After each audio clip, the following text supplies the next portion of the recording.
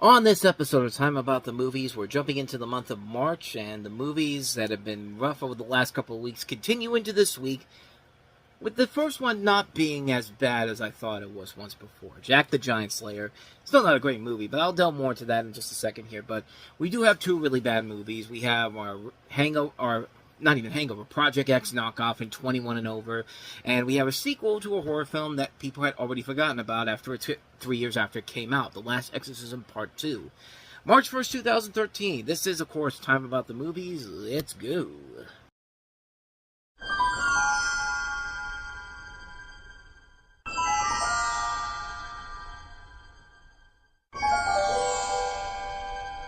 Better than I expected. Jack the Giant Slayer. This film is not yet rated. It will be 3D and IMAX 3D March 1st. I think you can kind of see some of the problems that I'm about to talk about with this movie here. But welcome to Time About the Movies. We are taking a look at the three films that make up March 1st, 2013. And we are starting off with the biggest of the new releases, of course, and that is Jack the Giant Slayer, a.k.a. Jack the Giant Killer. But I guess Killer wasn't a big marketing ploy, so they changed it to Slayer. But I digress. This is based off of the British fairy tales of Jack the Giant Killer and Jack the Beanstalk. We have Jack, played by Nicholas Hoult, who's a young farmhand who must save an abducted princess from a race of giants and accidentally opens a gateway to their land in the sky while also contending with a crooked lord. You have characters played by Stanley Tucci, Ian McShane, Bill Nighy, and Ewan McGregor.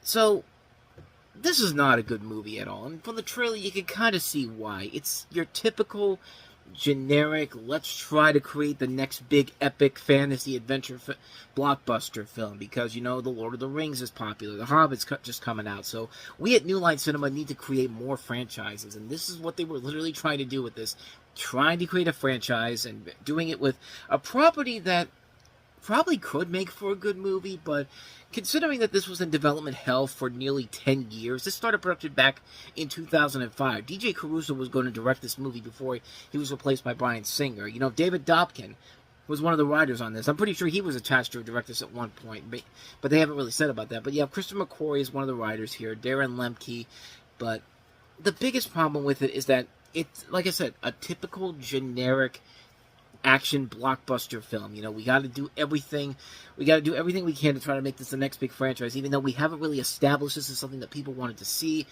And what a shocker, the movie doesn't do very well. It's a flop at the box office. It doesn't make back its $200 million budget, just barely.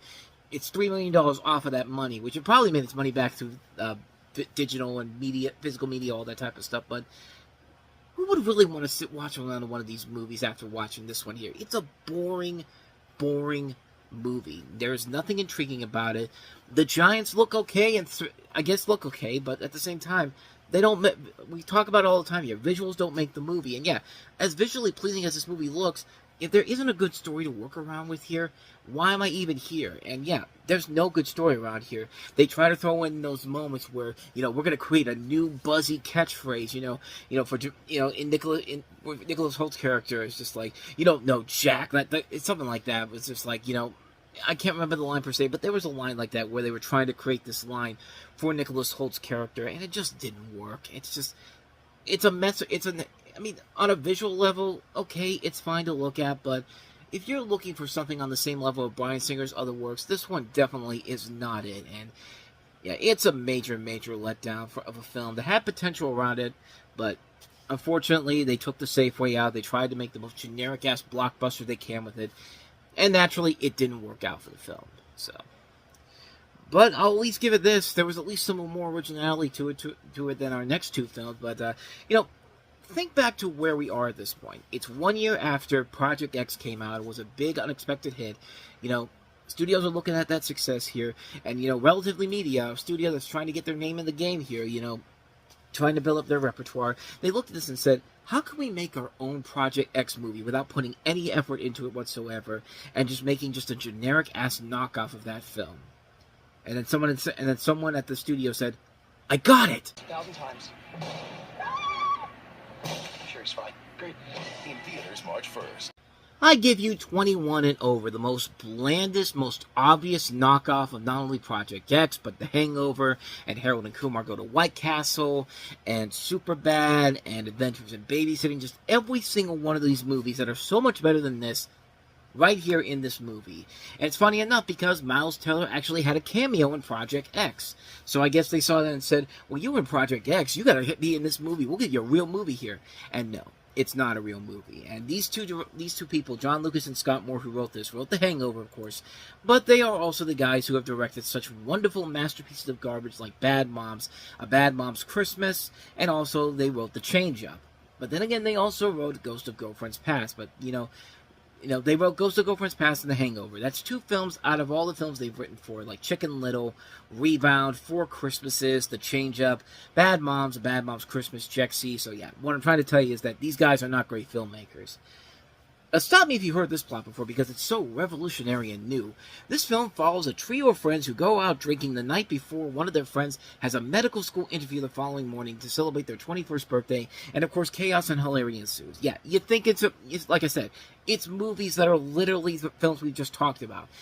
It's Project X, it's The Hangover, it's Superbad, it's Adventures in Babysitting. It's all these movies where everything happens on this one night, and the differences between this movie and the films I just talked about, those films are actually funny. Those films actually have something of value here. And yeah, they have good people in here. Miles Teller is a good actor. Skylar Astin's a good actor. You have Sarah Wright in here. She's been in a bunch of stuff too. She was on Parks and Recreation.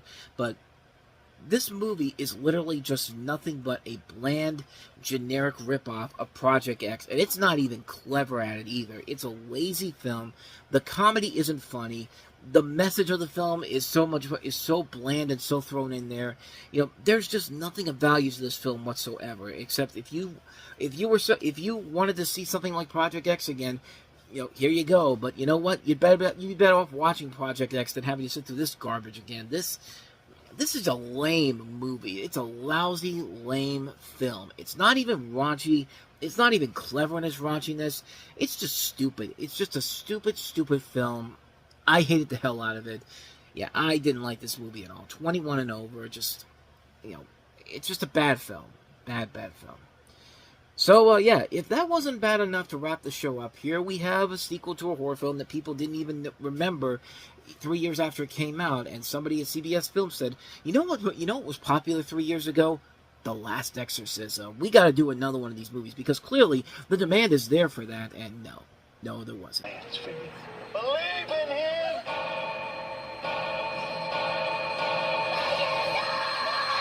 The Last Exorcism Part 2, rated PG-13, in theaters March 1st. So, just to clear things up here, what was the original film known for? Being a found footage movie set in the world of an exorcism. That was the real cool thing about that movie. That's what made that film kind of fun than some of the other horror films that were coming out around that time. The first one wasn't bad. So CBS Films basically said, oh, we can't do that. We got to take the found footage format out of there because people aren't going to see these movies anymore. So what do we have left in return here? Another bland, generic-ass exorcism film. The film follows Nell Sweetser, played once again by Ashley Bell, as she attempts to recover from her past experiences and start her life anew. Nell then starts to realize that the demon that had previously possessed her has come back for her. Yeah. This is a stupid movie, man. It's the same damn movie we see with every other exorcism movie here. Why am I even bothering to see this movie? What, so I can see one of Damien Chazelle's early films that he wrote? Yeah, the Oscar-winning writer of Whiplash and La La Land wrote this movie, people. And yeah, obviously his stuff it doesn't feel like his stuff was in there because yeah, this is a terrible film. But this is a lazy written script overall. But hey, you get to see Julia Garner in one of her early film roles. This was right in between her. Actually, this might have no. I'm wrong because she was in a Martha, Marcy, May, Marlene, and also The Perks of Being a Wallflower. And she was coming up in the world. She was essentially coming up in the world in a few years away from really breaking out with stuff like The Americans, Sin City, A Dame to Kill For, and now she's one of the hot stars in Hollywood with Fantastic Four: First Steps and Weapons this past summer. But yeah, she's in this movie too, and she's useless in here. I mean, not really because of her, but because the script overall just isn't there. It's the same damn thing we see in every other horror film. The only reason The Last Exorcism had any notoriety to it was because it took the concept of the found footage format and made something interesting out of it. But once you take that out of there, This becomes nothing more than just a generic, is fake as hell exorcism movie that we've seen done to death before. And there's nothing about this movie that makes it significant whatsoever. And people just weren't buying into it. Yeah, it made its money back. It made 5 times its budget overall, but nobody wanted to go see this movie. This thing barely made a dent in the box office when it first came out. They were going to make a third film, and then they realized, oh shit, we realized now that there was no reason to make this because nobody wanted to be a part of it, and like it just doesn't work overall, and it's a movie that has lost the complete purpose of what made the first film notable, and it does the thing that every horror studio wants to try to do, set itself up for a sequel that never is going to happen. It's just like, you took the first movie, which was a standalone film, and made something interesting out of it. Now you have butchered it, and it's just made it another boring-ass generic exorcism movie that does not work, and yeah. Thank God we never got another one of these movies, because what else is there to do with this, honestly? Like, there's nothing else you can do with an exorcism movie that this film is trying to do that hasn't been done much better and stuff like The Exorcist. Like, this is a shitty movie. This is a terrible, terrible movie. It does not deserve to exist for any reason whatsoever. And who knows? Maybe if Damien Chazelle and Julia Garner hadn't made this movie, they probably would have gone on to be much bigger successes than, well, they are right now. I mean, they are big successes, but what I'm trying to say is that they should not have been involved in this movie, and this movie is just garbage, okay? That's what I'm trying to give you the indication of here. Avoid The Last Exorcism Part 2 like the plague. And thus, with all that said, we wrap up another episode of Time About the Movies. Finally, we get a weekend where we actually have some good films overall, especially the first one we have here. Disney takes on The Wizard of Oz before Universal does it with Wicked, which, by the way, by the time I'm recording this, we're about a week away from Wicked for Good coming out, the second part of that. But we have Oz the Great and Powerful, with James Franco starring as Oz. You also have Michelle Williams, Rachel Weisz, and Mila Kunis as the Glinda and her sisters. I can't remember who they are, but directed by Sam Raimi, and also features Joey King, and also Zach Braff, and it was actually a pretty good movie. We'll delve more into that coming up tomorrow. But we also have Dead Man Down with Noomi Rapace also involved in this one. And it makes sense because the director of this is the same man who directed the original version of The Girl with the Dragon Tattoo. So it's one I've been wanting to check out for a while now, and I never got around to it until now. So I'm definitely looking forward to touching on that one. So we actually get a decent weekend tomorrow on the show with a couple of good films overall here. Enjoy it, because I'm looking at the weeks ahead. Not really looking too positive going forward, but we'll see as we go along here. But with all that said, thank you so much for watching this, and I hope you enjoyed it. If you did, please go ahead and do me the honors of hitting that like button, that subscribe button, and that notification button. Also, don't forget to check out our playlist, and don't forget to check out the previous episode we did. And stay tuned, because Time About the Movies Flashback is coming up after I'm done posting this stuff here, so stay tuned for that. With all that said, though, I will see you guys next time. Whether it's in the past, the present, or the future, I will see you at the movies. Take care.